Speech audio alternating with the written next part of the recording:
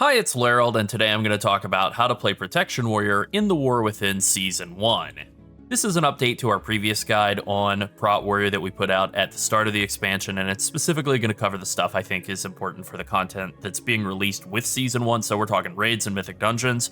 I guess higher level delves are also kind of in there, but you just play the same exact stuff you would in dungeons as you will in delves.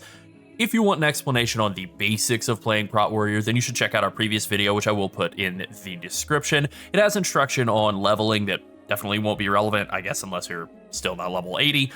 But I included chapters just like I have in this video, so you can quickly page through to sections like rotation or whatever that you want to get more details on in that video. So let's get into it, but first, don't forget to like and subscribe.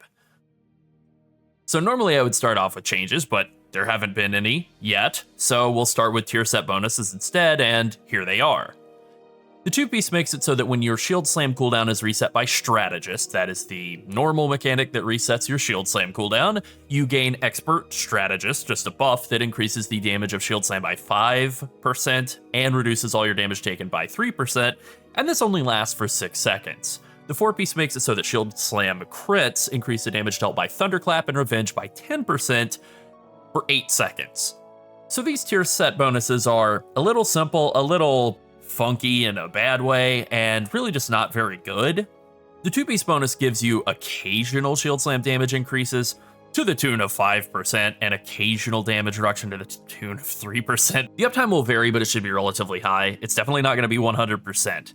That's kind of weird given that most other tank 2-pieces are 100% uptime on like 3% more damage and damage reduction. This is 50-ish% uptime on 5% more damage on one skill.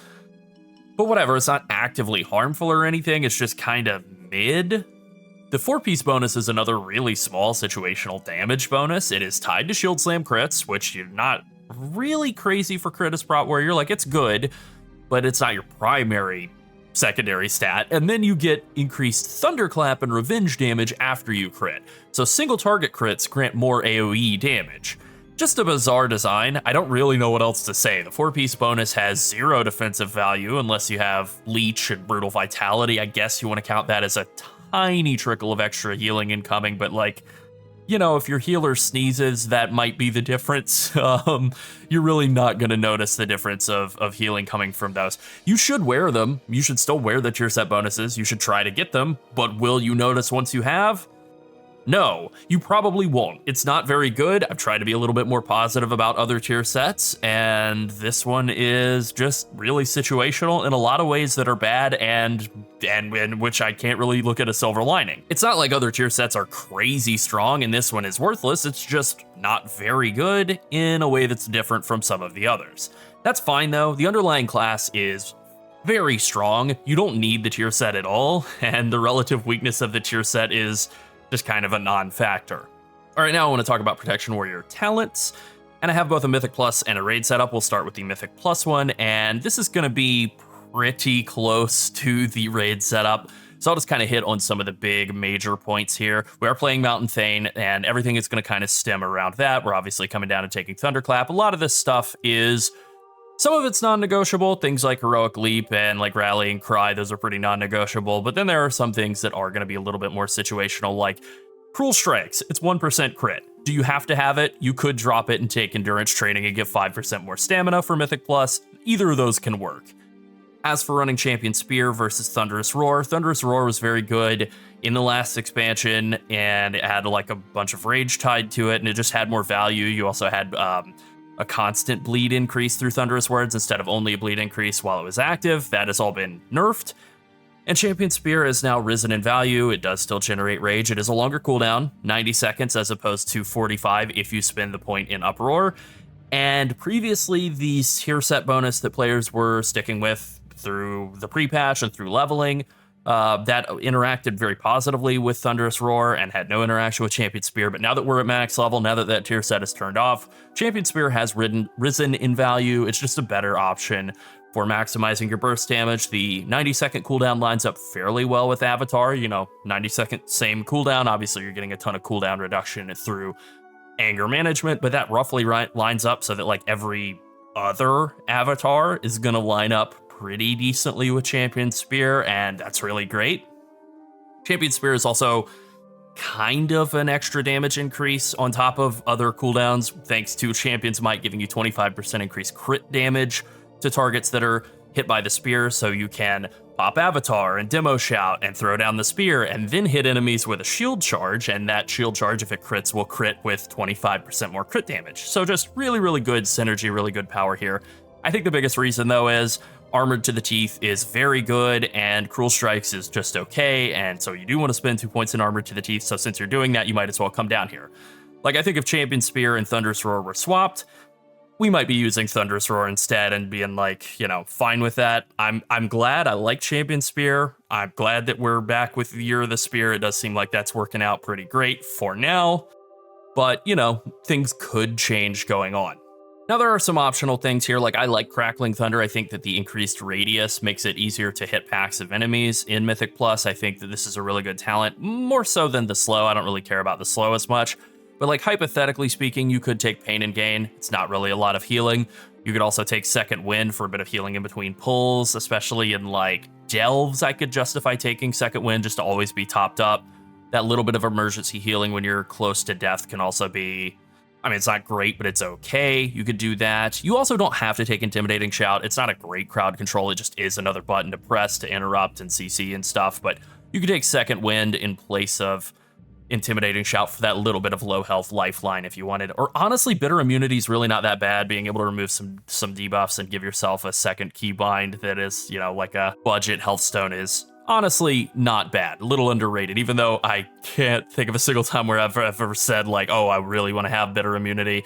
I don't think it's the worst keybind in the world. Now, as for the right-hand side of the tree, we have some things that are very, very good for AoE that we are taking. Things like Thunderlord giving you pretty much 4.5 seconds of cooldown reduction on Demo Shout every single time you hit Thunderclap. This really cuts the cooldown of Demo Shout from that baseline of 40 seconds. You know, it is still like my bugbear. It is still the biggest irritant in the world that it is on the GCD, and that seems like it's just never going to change. But at least you can cut the cooldown, the actual cooldown, to under 30 seconds pretty easily. And honestly, that's, you know, I'm willing to live with that. Like, that's fine. So in AoE and Mythic Plus, this is just an extremely strong talent, both offensively and defensively, since you get the offensive value out of Booming Voice. You also get the rage generation value out of Booming Voice, so really good value there.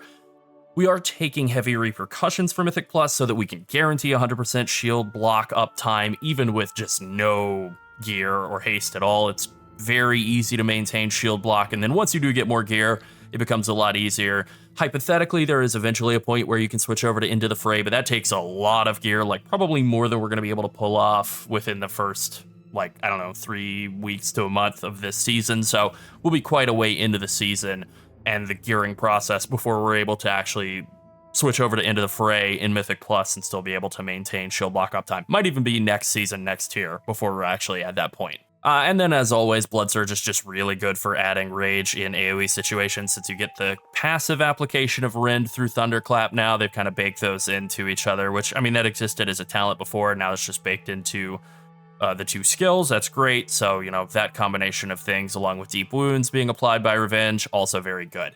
One other little note here, Fight Through the Flames is actually a pretty decent defensive layer, something that you definitely can opt into.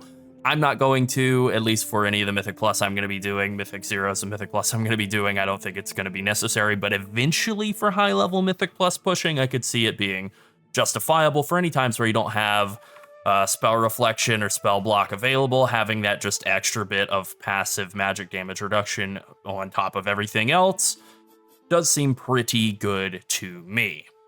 Now I want to look at the raid talent setup, and as you'll see, there's not a ton in the way of changes here. The main things that I have swapped is I've dropped Shockwave and Rumbling Earth. You know, that 15 seconds of cooldown reduction on Shockwave's pretty good. 25 seconds Shockwave cooldown's not bad. Crackling Thunder, I'm dropping that. I'm dropping Stormbolt. You know, you don't need CC in raid, right? You certainly don't need, if you need CC in raid, you don't want to get it from a warrior. You want to get it from a real class that's actually good at CCing. So we're just taking some of these passive healing talents like Pain and Gain and Second Wind. We're getting the move speed from Fast Footwork. It's nice to have Intervene. And with Storm Shield, it does provide kind of a bit of an extra defensive layer for your Intervene target. Not a ton, but it's something. You can spec into Intervene and Storm Shield and Mythic Plus for high-level stuff that can be very valuable. I think Stormbolts is actually kind of bad in Mythic Plus, but I've been playing around with that because I just don't want to spec into Intervene for dungeons. But, you know, you could do that if you wanted. Super important note here. I have 2 points in Overwhelming Rage, and that's because this is a specifically single target raid setup.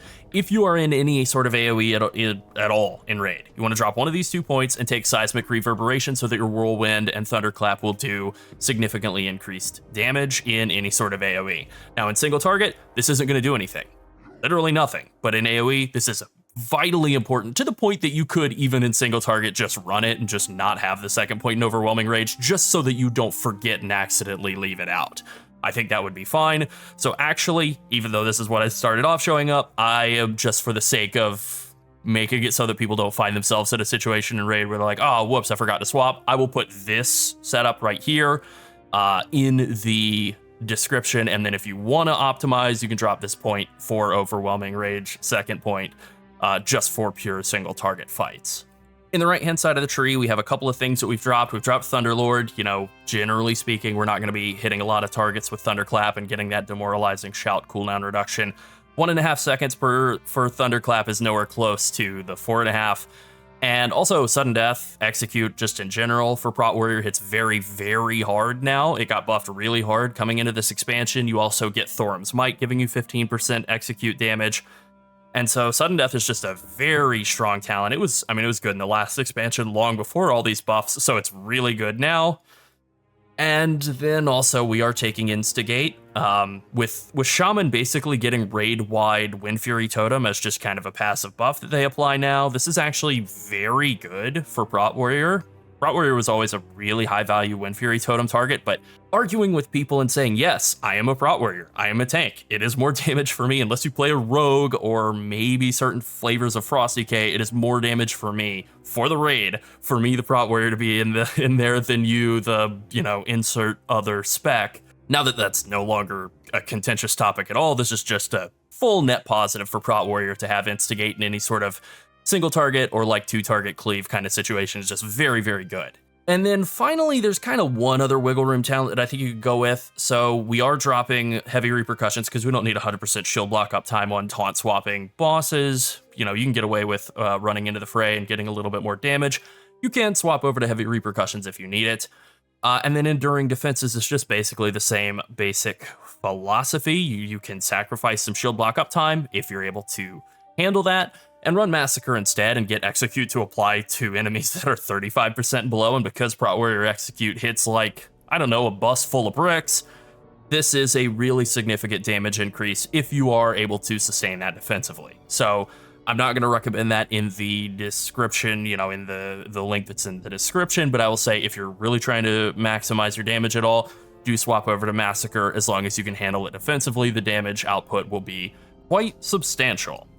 All right, now this is the part of the video where I would normally talk about the 2 hero specs, but all I really have to say is that Mountain Thane is amazing and Colossus is not. Don't play Colossus.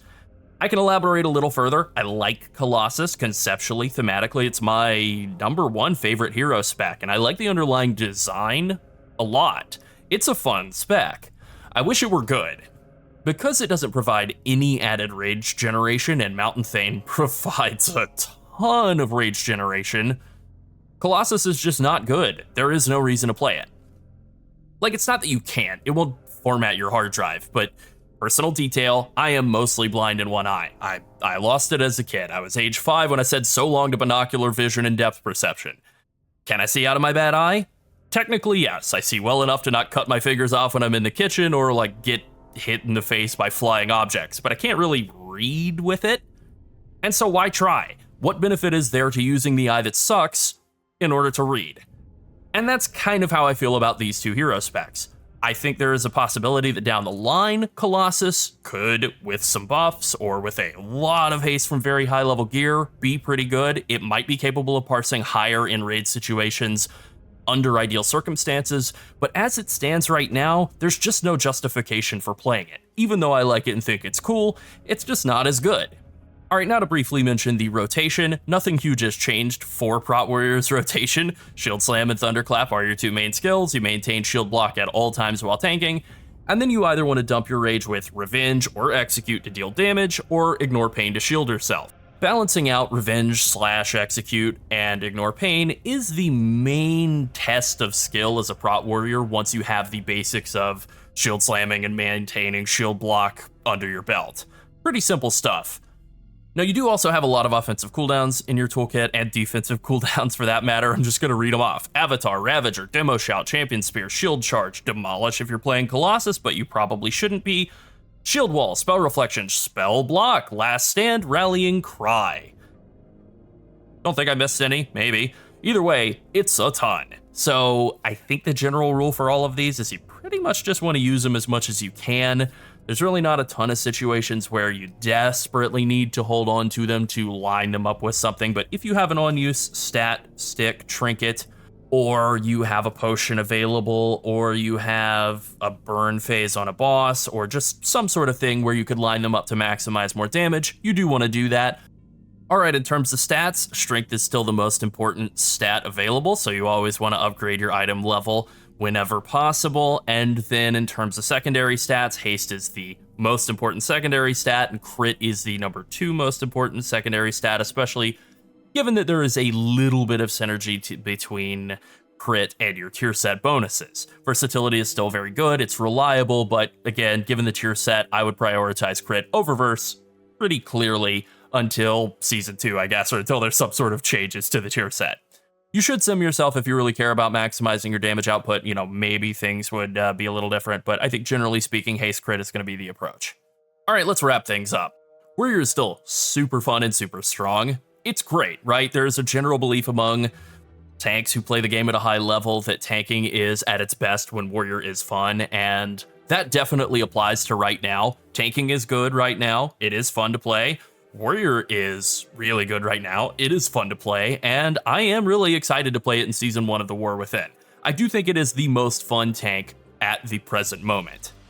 As for whether it's the best, you know, that's a pretty hot contest between Prot Warrior and Blood DK, at least in my mind, but it's at least competitive, and I think that's pretty great. Okay, that's it. Thanks for watching. Bye.